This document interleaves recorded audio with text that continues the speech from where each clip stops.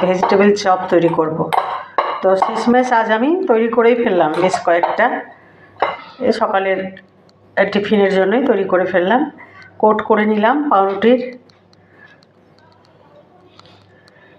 এই যে কয়েকটা, এটাও কোট করে নেব। কি কালারটা কি দারুণ হয়েছে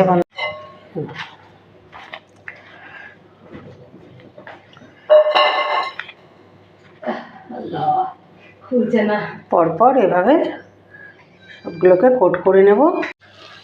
ভেজিটেবল চপটা ভাজা হচ্ছে বন্ধুরা, দারুণ হয়েছে ভেজিটেবল চপ। সব সবজি দিয়ে পোস্ত দিয়ে রান্না করব। কালো জিরে সাদা তেল দিয়ে সবজিগুলোকে হালকা ভেজে নেব। দিয়ে দিলাম অল্প একটু লবণ।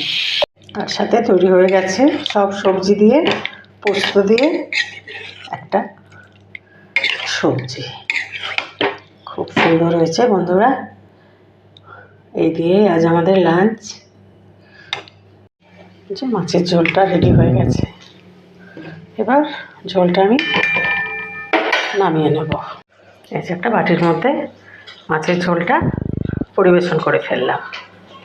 যে রাত্রে ডিনার, একটু আলুর চচ্চড়ি, একটু খমির করা রুটি দুটো, একটা লাড্ডুর সাদা রসগোল্লা, একটু মিষ্টি ফুলুরি আছে কটা, আর আছে একটা সিঙ্গাপুরি কলা। এই গুড নাইট।